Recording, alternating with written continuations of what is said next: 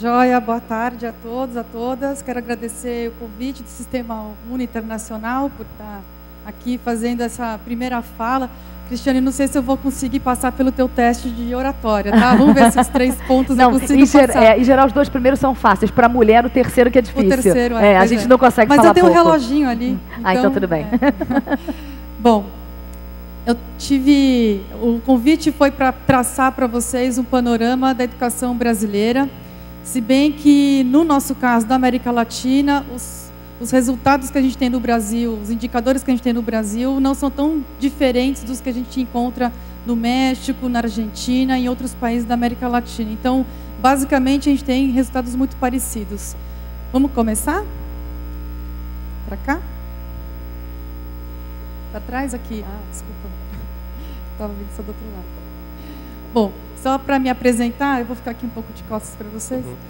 Só para me apresentar, para quem não é do Brasil, acho que quem é do Brasil conhece o Todos pela Educação, mas para quem não conhece, o Todos pela Educação é um movimento da sociedade civil. Isso é importante de se colocar, porque mesmo no Plano Nacional de Educação, que está em tramitação lá na Câmara, você encontra pouquíssimas organizações da sociedade civil, e todo mundo que está aqui faz parte da sociedade civil brasileira ou de outros países, e que tem como grande missão defender a escola pública, defender a educação brasileira.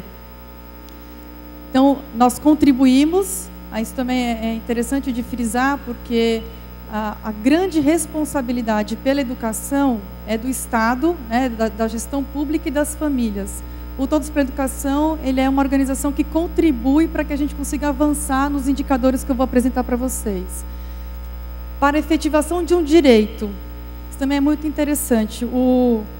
Pouca gente se lembra que a educação de qualidade é um direito de todas as crianças e jovens, independente de que sistema que ela se encontra, se está em escola particular, escola pública, mas o direito à educação de qualidade é um direito subjetivo e um direito que está lá na Constituição Federal.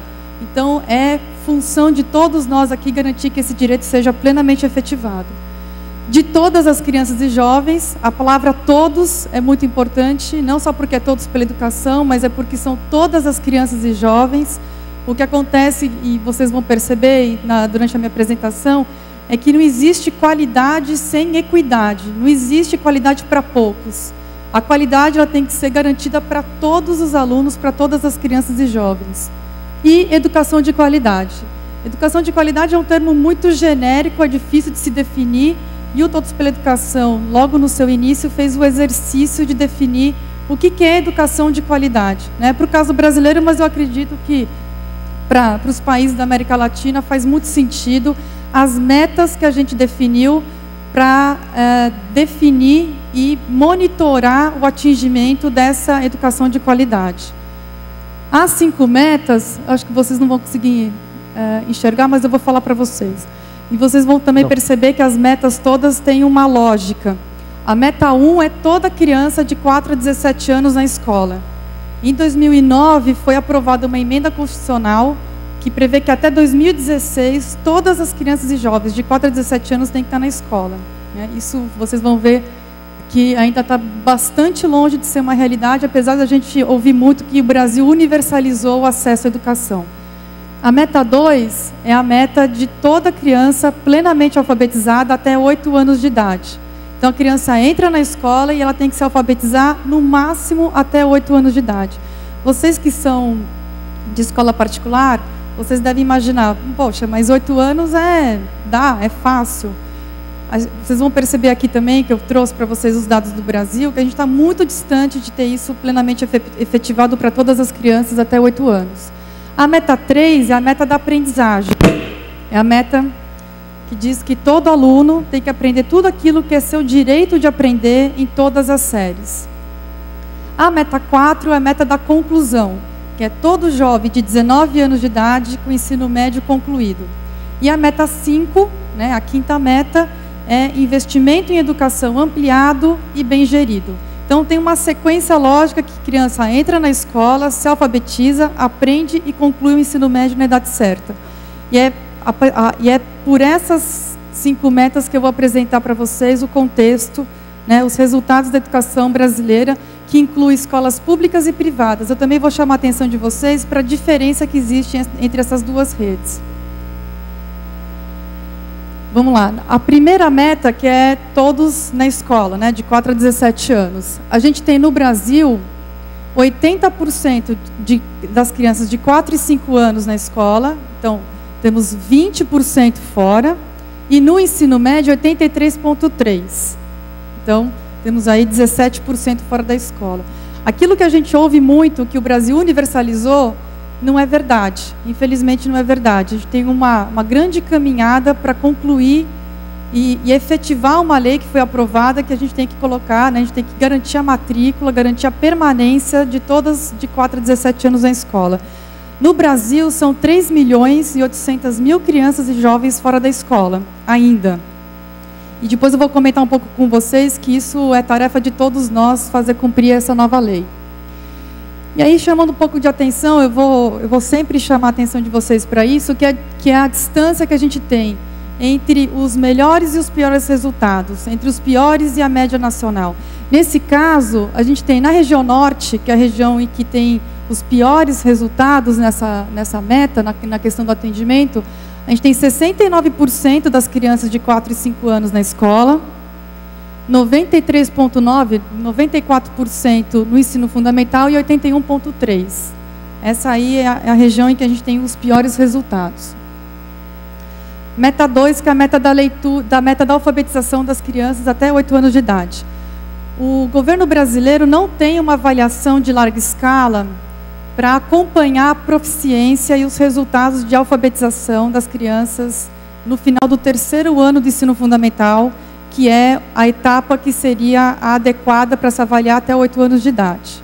Então, o Todos pela Educação, em parceria com o INEP, para quem não conhece, é o órgão que faz o Enem, o famoso Enem, mas que faz muito mais coisas importantes do que o Enem. Ele faz o Prova Brasil, o SAEB, o Censo Escolar, e o INEP, junto com Todos pela Educação, Fundação Sesgran Rio e o Instituto Paulo Montenegro, a gente fez a primeira avaliação de larga escala.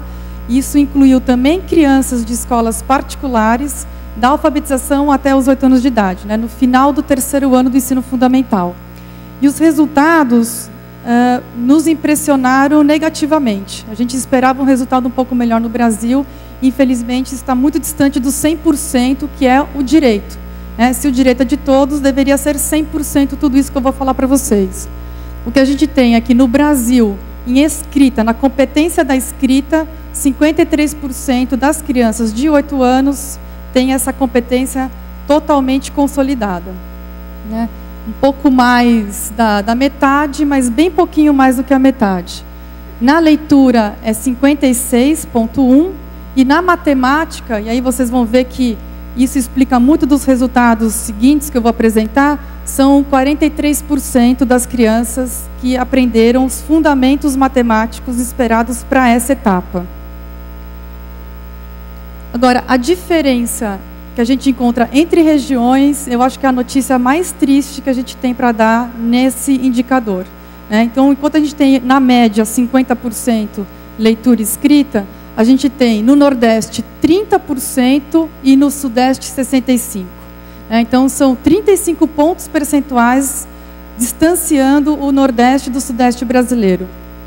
Em leitura, é 42,5% no Nordeste e 64% no Sul também. 22 pontos percentuais. E uma distância de 27 pontos percentuais é na matemática entre a região Norte e a região Sul. A região Norte tem 28,3% das crianças de 8 anos com a competência matemática consolidada para essa etapa. Então, é muito complicado a gente falar em aprendizagem futura, em efetivação do direito de aprender com um resultado tão ruim como esse.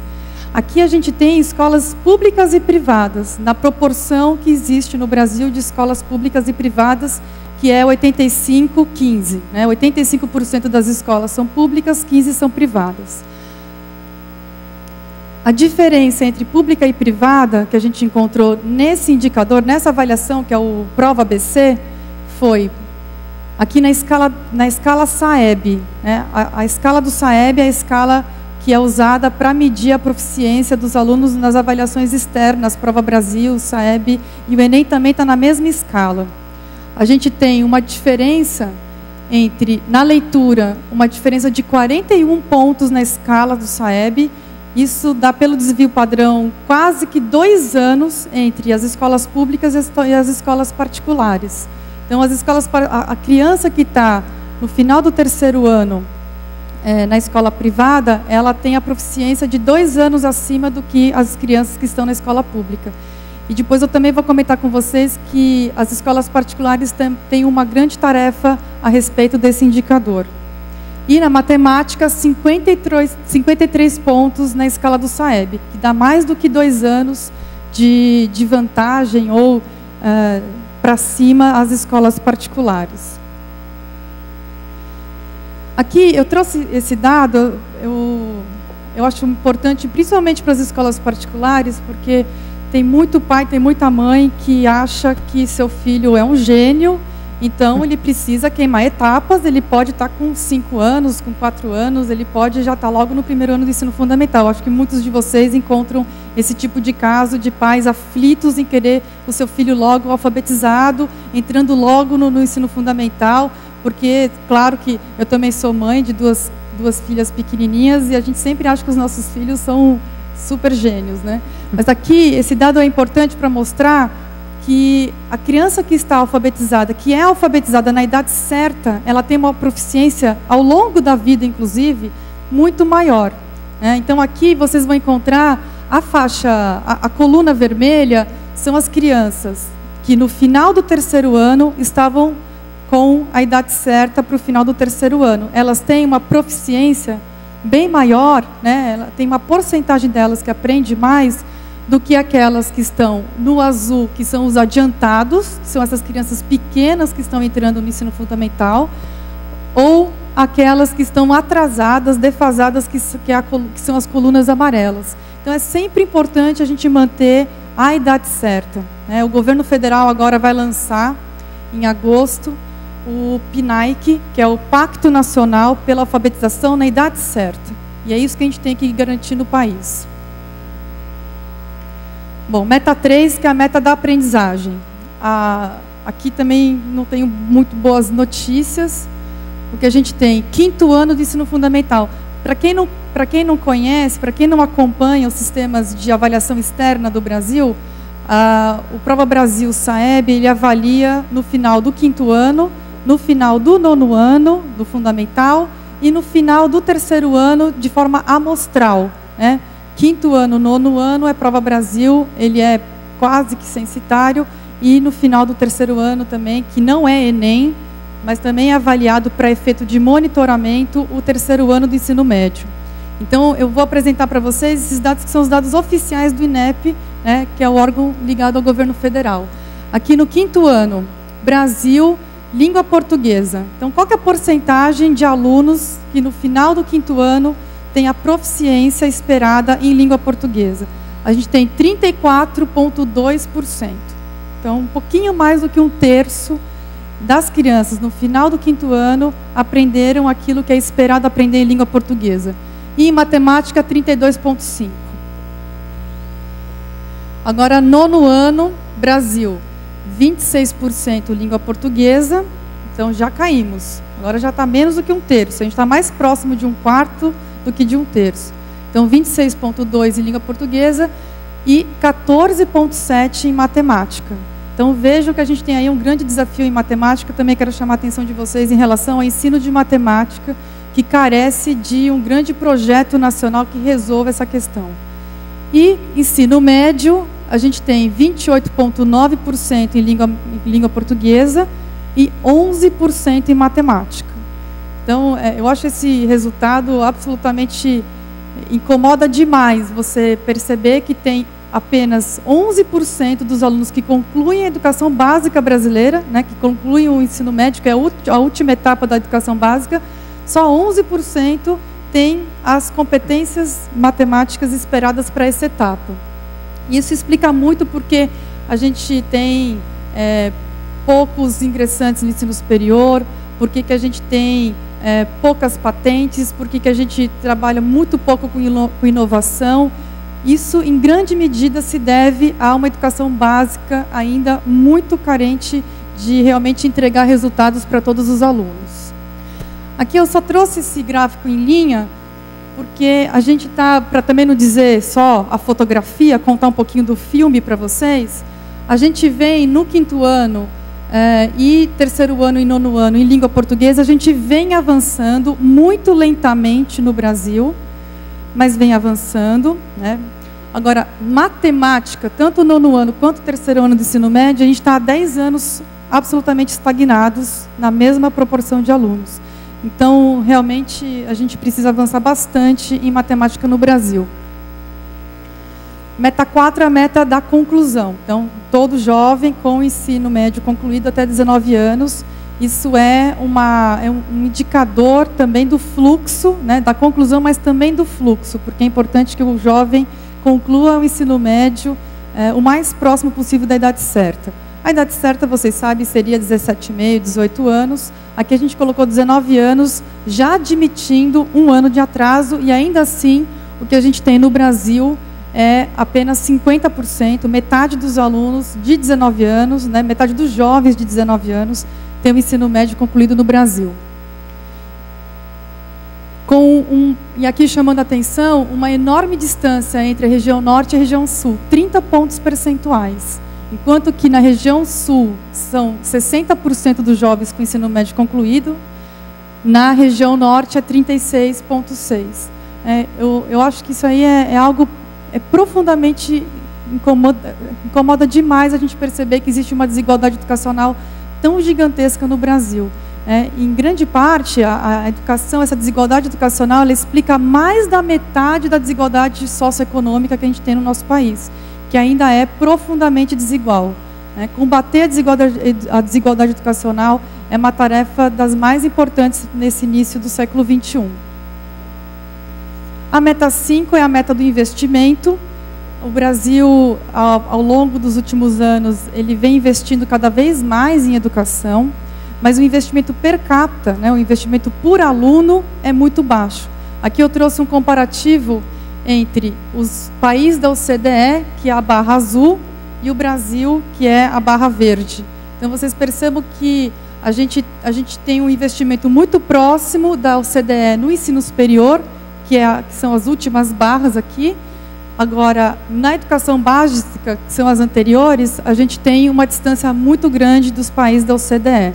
É importante investir mais, mas é importante investir mais per capita. O Brasil é um país que tem muita criança e jovem ainda, a gente tem um déficit educacional, uma lacuna para ser preenchida ainda, e a gente vai precisar de mais recursos. Mas, além de recursos, a gente também vai precisar de muita gestão, eu vou falar um pouquinho também sobre isso mais para frente.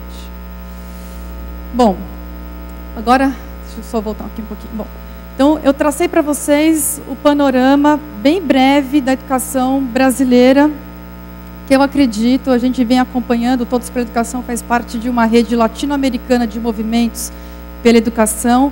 A gente acompanha a educação dos outros países da América Latina e a gente não tem resultados muito diferentes dos outros países, né? A gente tem desafios muito parecidos aqui no Brasil e nos demais países. Agora, o que dá para a gente aprender dos países que conseguiram superar essa situação e hoje tem educação de qualidade para todos com equidade, né? A gente fez um especial para o Canal Futura e a gente pôde ir visitar e conversar com vários especialistas no mundo inteiro e a partir dessas conversas eu extraí os principais pontos que me chamaram a atenção. Então, primeiro ponto, né, porque política tem, claro que tem algumas políticas que a gente poderia se inspirar e trazer para o Brasil ou trazer para os países da região.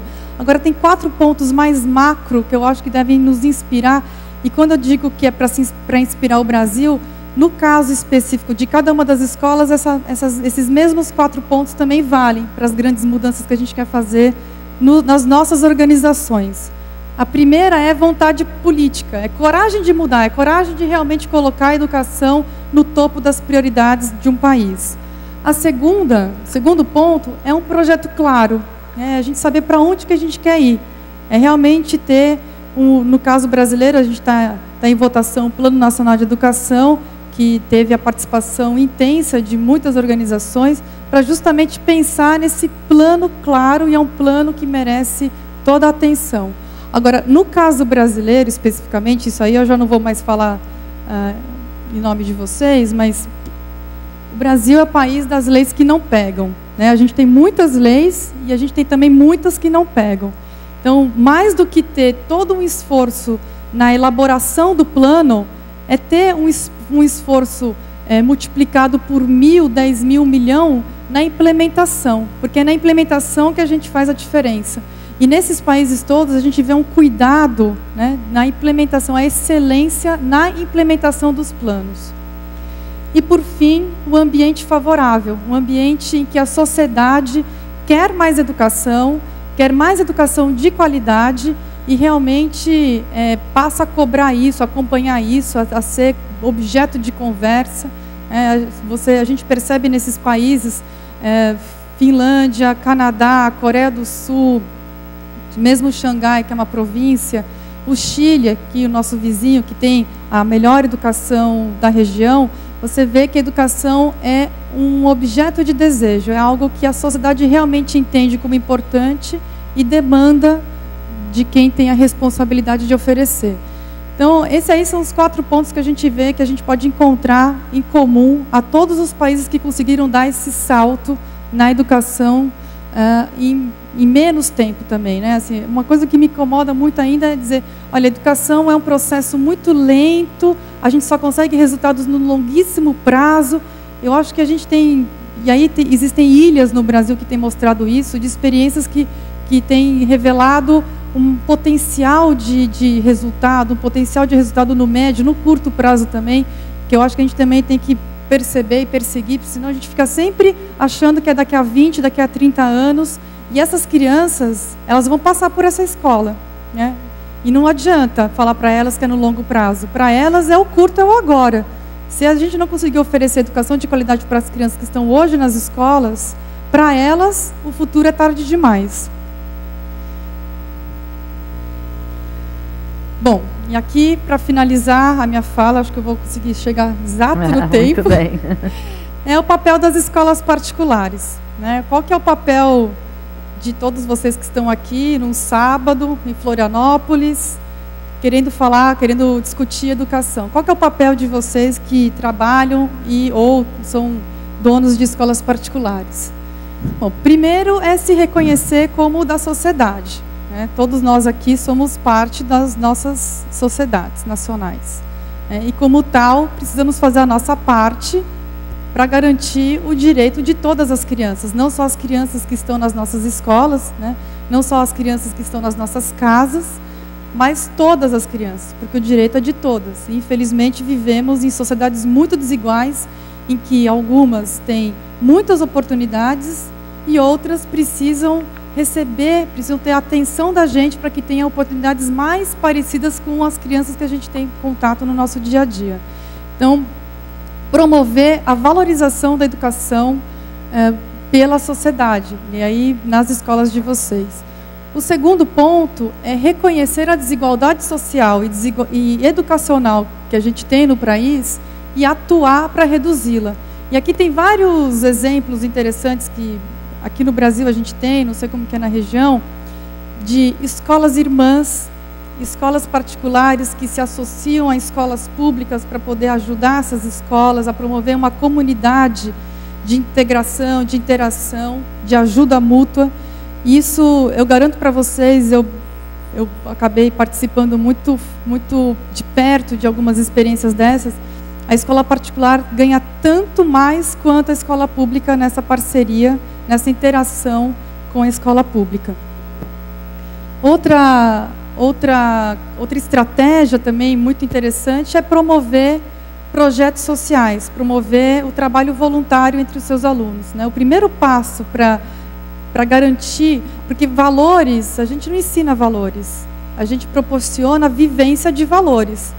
E a melhor forma da gente proporcionar essa vivência é em contato com o outro, é em contato com aquele que muitas vezes, se a escola não fizer um trabalho com intencionalidade, inclusive pedagógica para isso, muito dificilmente esses nossos alunos, né, esses alunos de vocês, vão ter contato com essas realidades diferentes. Então, o trabalho voluntário, os projetos de voluntariado, aquilo que na região é o service learning ou serviço e aprendizagem, são estratégias muito poderosas para realmente a gente conseguir promover esses valores nas escolas.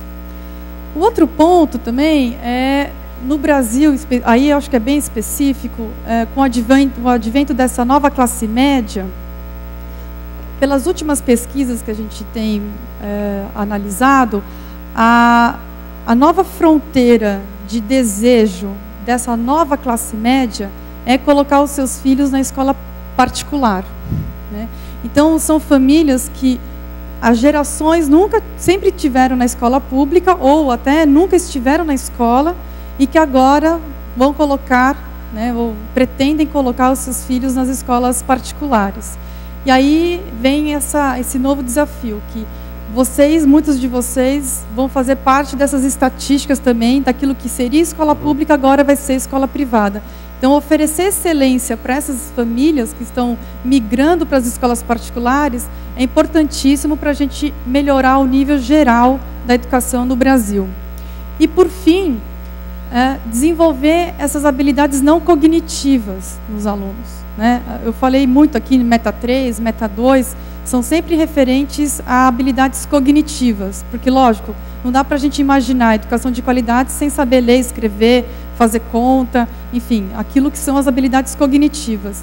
Mas nenhum cidadão se forma apenas com habilidades cognitivas, né? Os cidadãos, todos nós aqui, utilizamos no nosso dia a dia muitas habilidades não cognitivas para conseguir ter sucesso nas nossas ações cotidianas. E essas habilidades não cognitivas também incluem aquele olhar para o outro, o respeito para o outro, o trabalhar em situações adversas, enfim, e são todas habilidades importantes para que esses alunos que estão hoje nas escolas consigam fazer parte da solução disso aqui que eu apresentei para vocês, né? Nós somos parte da solução também, mas certamente esses alunos que estão hoje nas escolas fazem parte de uma geração que eu espero será muito mais engajada, muito mais preocupada com as questões sociais e vão fazer parte de uma solução, espero, mais definitiva para as questões sociais e econômicas do país. Com isso, eu finalizo, é a minha última tela.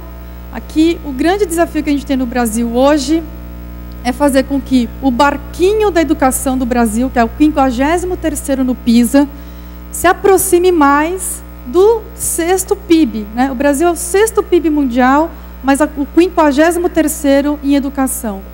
Isso mostra muito que tipo de sociedade a gente tem no país. Uma sociedade que valoriza demais a economia e valoriza muito pouco a educação pública, que é a forma da gente ter uma economia realmente sustentável, justa, melhor distribuída, com melhores oportunidades para todos. Então, espero que todos vocês também se juntem a nós para fazer parte da solução disso tudo que eu comentei aqui, que eu acho que deve ter preocupado muitos de vocês. Muito obrigada.